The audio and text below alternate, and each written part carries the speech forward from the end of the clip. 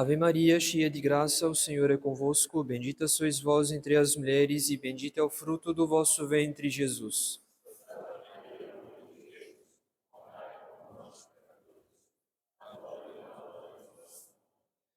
Em nome do Pai, do Filho e do Espírito Santo. Amém. Queiram sentar-se.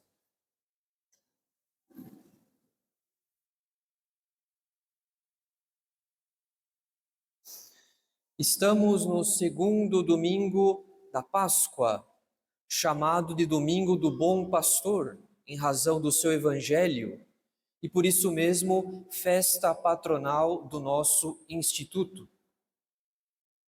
É nosso costume, no Domingo do Bom Pastor, tratar de alguma questão doutrinal que sirva para aumentar as nossas convicções, que sirva para aumentar a unidade do rebanho em torno das mesmas convicções.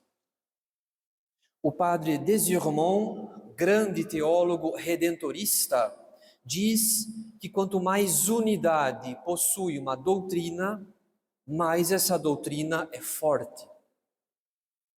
Pois esse é o nosso objetivo, especialmente neste domingo: reforçar, insistir, relembrar a unidade que deve existir entre o dogma, a moral, a liturgia e a oração.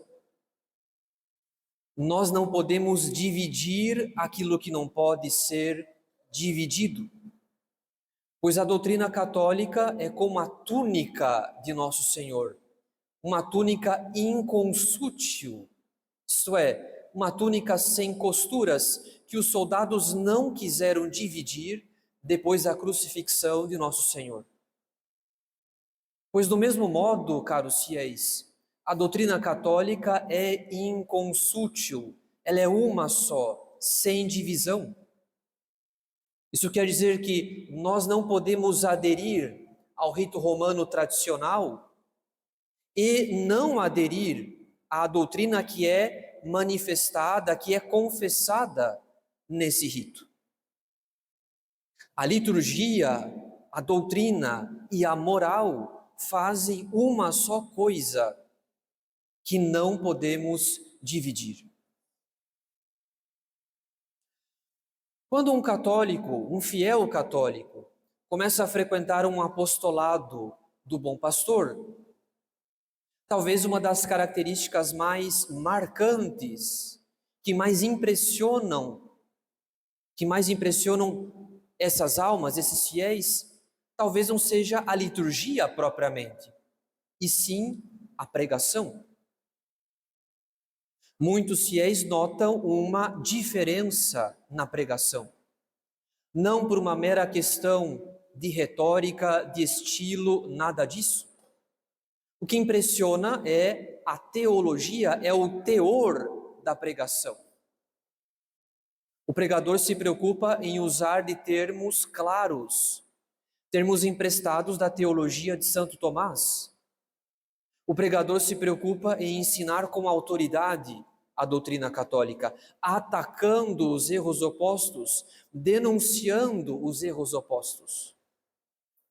O pregador se interessa em reformar a vida dos fiéis a partir da pregação, não apenas em fazer os fiéis se sentirem confortados com aquela pregação.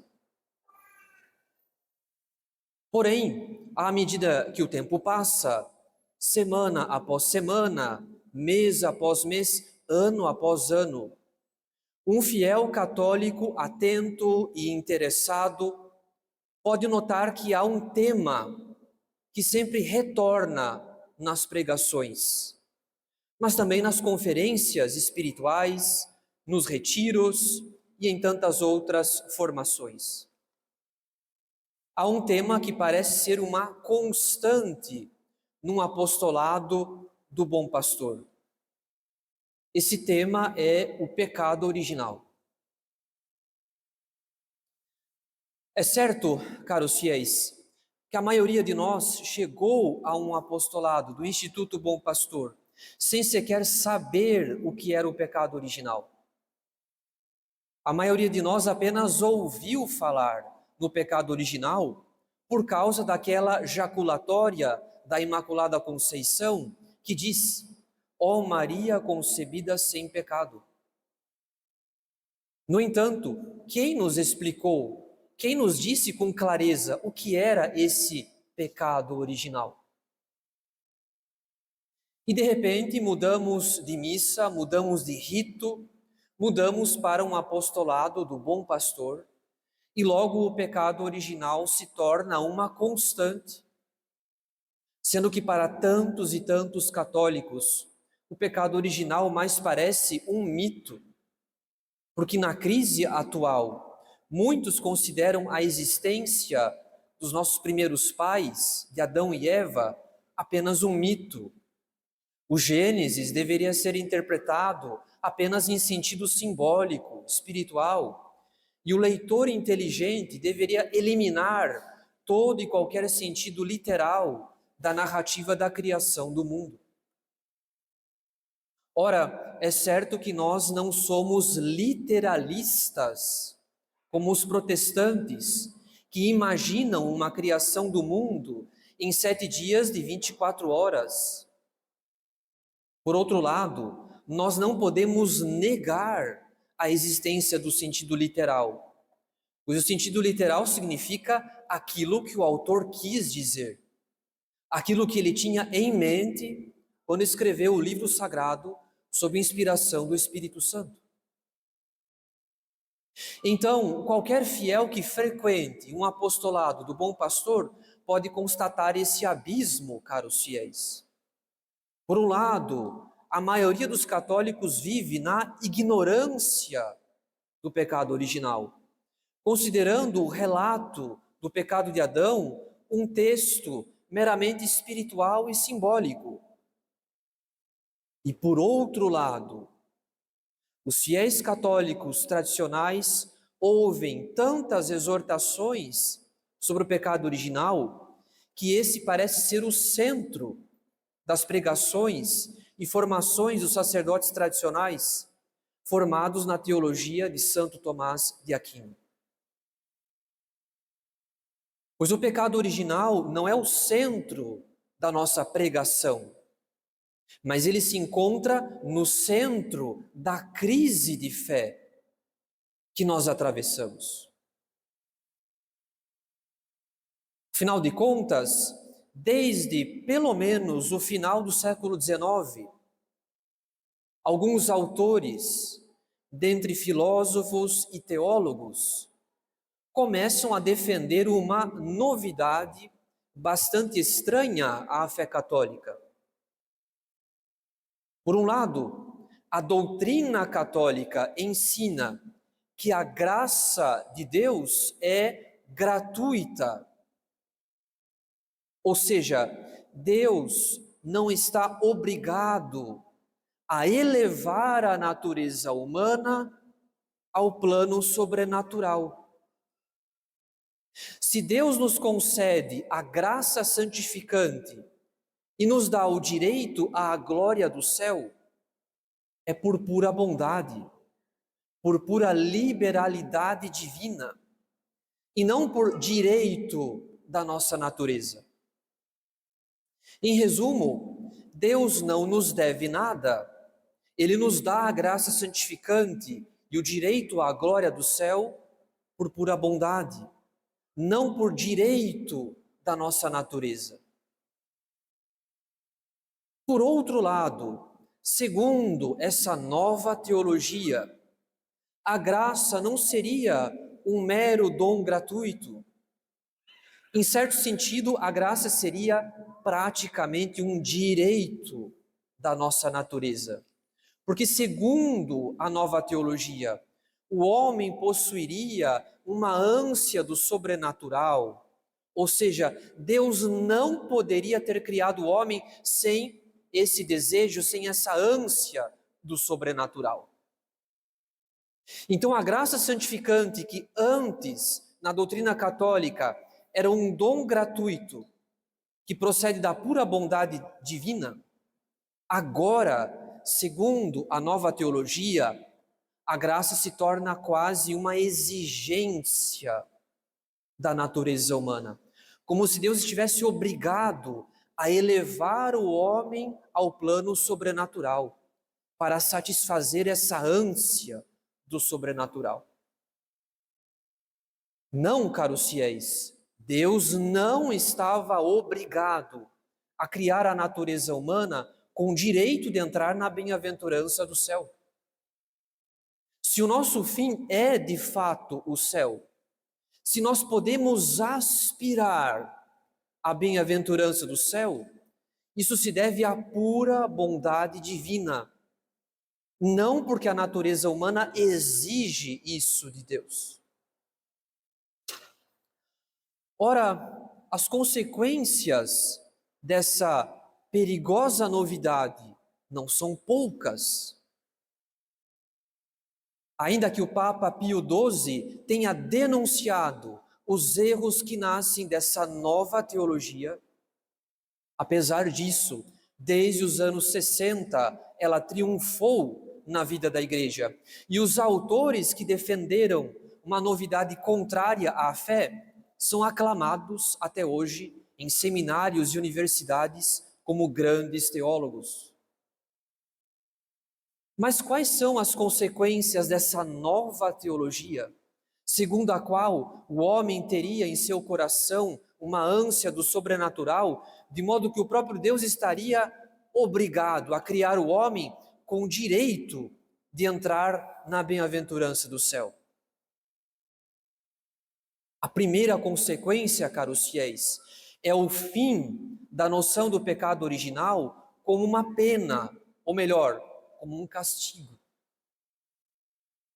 Para os defensores da nova teologia, o pecado original seria apenas uma carência de Deus, o vazio que o homem sente sem Deus.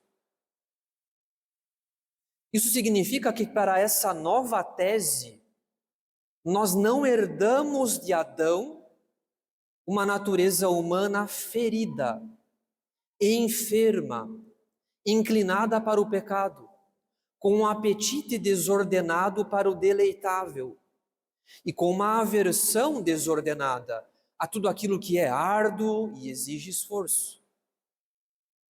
Para a nova teologia, essa teologia que triunfou nos anos 60, o pecado original seria apenas uma carência de Deus, o vazio que o homem sente após ter caído no pecado. Para essa nova teologia, o pecado original perde o seu aspecto de castigo, de pena, para tornar-se apenas uma consequência do mau uso da liberdade pessoal. Ou seja, o homem se afasta de Deus pelo pecado, mas a natureza humana não estaria ferida após o pecado, isto é, inclinada ao pecado, inclinada ao orgulho, inclinada à concupiscência da carne. As feridas do pecado original parecem ter desaparecido na nova teologia. A única consequência seria esse sentimento de vazio após o pecado. É por esse motivo que a segunda consequência, caros fiéis, seria uma visão muito otimista da natureza humana. Se a nossa natureza não sofre as consequências do pecado de Adão, se a nossa natureza não estaria enferma, se a nova teologia parece ter eliminado as feridas do pecado original, então o homem não teria necessidade de tanto combate espiritual. Não teria necessidade de tanta mortificação, de tanto jejum, de tantas privações, de tanta oração. E mais que isso, o homem não teria necessidade de se confessar tantas vezes. Se o homem não herdou as feridas do pecado de Adão, devemos ter então uma visão bastante otimista da natureza humana. Não deveríamos nos preocupar tanto com o combate espiritual e tampouco com o combate contra o demônio. Bastaria o homem voltar para Deus. Bastaria ele se abrir novamente para a graça. Bastaria ele reconhecer a sua vocação sobrenatural para eliminar o único mal da sua vida, que é o estado de separação de Deus, que é esse vazio que ele sente sem Deus. Portanto, não são apenas as feridas do pecado original que parecem ter desaparecido. O combate espiritual também parece ter desaparecido na nova teologia, em razão do seu excessivo otimismo diante da natureza humana.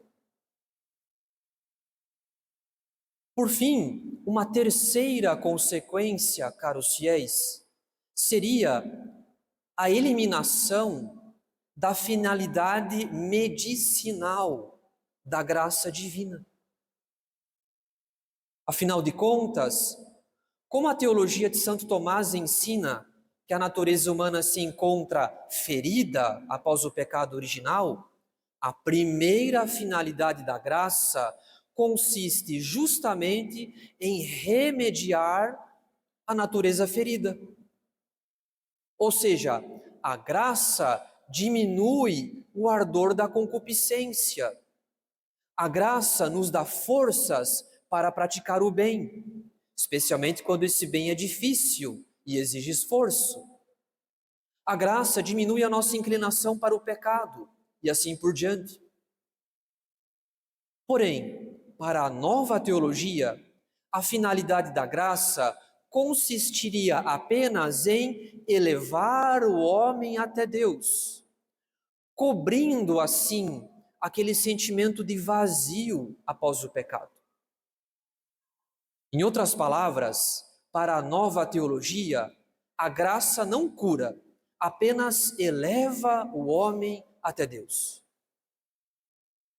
Como a nova teologia não admite as feridas do pecado original, não haveria o que curar. O único objetivo da graça seria religar o homem a Deus após o pecado. É por esse motivo que os sacramentos perdem o seu sentido medicinal e adquirem um sentido mais comunitário, mais social. Enquanto que para a teologia de Santo Tomás, os sacramentos são canais da graça, são instrumentos pelos quais nosso Senhor cura a nossa natureza ferida, seja pela confissão, seja pela comunhão, que nos cura de pecados veniais. Para a nova teologia, porém, os sacramentos, em especial a Eucaristia, deveriam ter um sentido mais comunitário do que de santificação individual. Em outras palavras, para a nova teologia, os sacramentos serviriam mais para reforçar a comunhão entre os irmãos, do que para santificar o indivíduo que frequenta os sacramentos. Como o aspecto medicinal da graça simplesmente desapareceu, o sentido dos sacramentos também mudou. E por isso, o aspecto horizontal da Santa Missa importaria mais que o seu aspecto vertical. Ou seja, a comunhão entre os irmãos, o aspecto de ceia, seria mais importante que o aspecto de sacrifício e de sacrifício expiatório pelos nossos pecados. Então agora podemos compreender bem, caros fiéis, por que o pecado original não é o centro da nossa pregação, mas é o centro da crise de fé que atravessamos.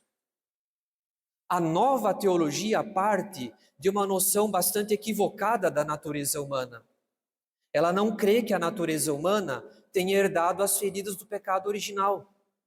Ela não crê que a graça tenha uma finalidade medicinal. Ela não insiste no combate espiritual contra a carne e o demônio. Em resumo, ela é excessivamente otimista com relação à natureza humana. E por isso mesmo, a nova teologia produz uma menor dependência de Deus e uma maior autonomia do homem. Pior que isso, a nova teologia conduz o homem pouco a pouco à presunção da graça, porque ensina que a natureza humana tem uma ânsia do sobrenatural, o que na prática significa um direito à graça santificante, como se Deus estivesse obrigado a salvar todo homem. É por esse motivo que em nossas pregações, em nossas formações, em nossos retiros, nós insistimos tanto a respeito do pecado original, porque é simplesmente impossível criar nos fiéis uma grande estima pela graça, uma grande dependência da graça, partindo da nova teologia, que diminui a nossa dependência de Deus, pois a nova teologia não crê que a natureza humana esteja ferida após o pecado de Adão. Assim como um indivíduo procura o médico o quanto antes, logo que percebe a seriedade ou a gravidade dos seus sintomas, do mesmo modo, caros fiéis, quanto mais convicto, quanto mais esclarecido for um católico a respeito das feridas da nossa natureza, mais ele sentirá a necessidade da graça. Maior também será a sua estima da graça, assim como maior será a sua desconfiança da própria natureza, em razão da nossa inclinação ao pecado. Então, o que dá sentido a tantos aspectos do nosso apostolado, o que dá sentido é nada menos que a boa teologia do pecado original. Pois se a nossa natureza se encontra ferida e inclinada ao pecado, então isso explica a insistência dos padres a respeito da modéstia. Isso explica a insistência a respeito das ocasiões próximas de pecado, especialmente no namoro. Isso explica a insistência a respeito do combate espiritual contra o demônio. Isso explica a insistência a respeito da oração e da frequentação habitual dos sacramentos. Em outras palavras, caros fiéis, o pecado original não é o centro da nossa pregação. O centro da nossa pregação é a graça que vem da oração e dos sacramentos. O centro da nossa pregação é a redenção que nosso Senhor conquistou a preço do seu próprio sangue e cujos efeitos nós obtemos pela oração e pelos sacramentos. Porém, para que um católico tenha uma grande estima pela graça, para que ele se sinta uma grande necessidade da graça, para que ele tenha também uma grande desconfiança de si mesmo, ele precisa reconhecer que possui uma natureza humana ferida, não apenas afastada de Deus, mas ferida, inclinada ao pecado, inclinada ao orgulho, inclinada à concupiscência da carne, necessitando da graça como de um remédio. Então, se essa é a nossa teologia, essa é também a identidade dos fiéis dos nossos apostolados. O que caracteriza um fiel do bom pastor é a sua grande estima da graça e a sua grande desconfiança da nossa natureza ferida. É por isso que um fiel do bom pastor é uma alma de oração.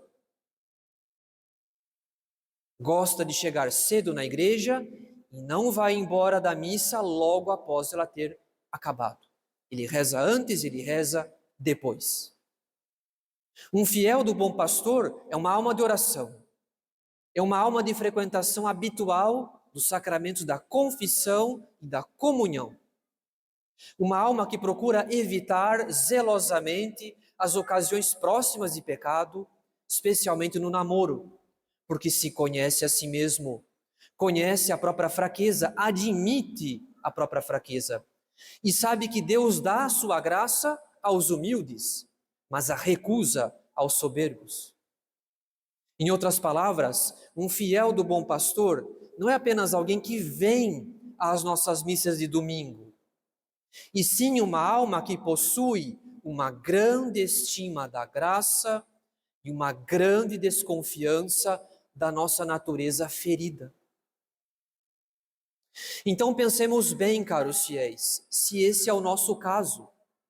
Pensemos bem se cada um de nós tem uma grande estima da graça e uma grande desconfiança de si mesmo.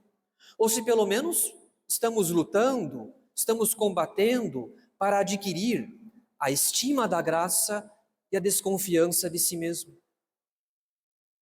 Pensemos bem, caros fiéis, pois enquanto um fiel julgar que aquilo que o sacerdote diz na pregação, ou nos conselhos de confessionário, ou na direção espiritual, ou então nos retiros e formações, enfim, enquanto um fiel julgar que esses conselhos são apenas exageros do padre, nesse caso, é bem possível que esse fiel frequente a nossa liturgia, mas não possua a nossa teologia. Sendo que a nossa teologia tem dois eixos fundamentais: uma grande estima da graça e uma grande desconfiança de si mesmo. O que importa não é apenas a unidade em torno da liturgia, porque sem a unidade em torno da doutrina, nunca compreenderemos o porquê da nossa adesão exclusiva ao rito romano tradicional. Em nome do Pai, do Filho e do Espírito Santo. Amém.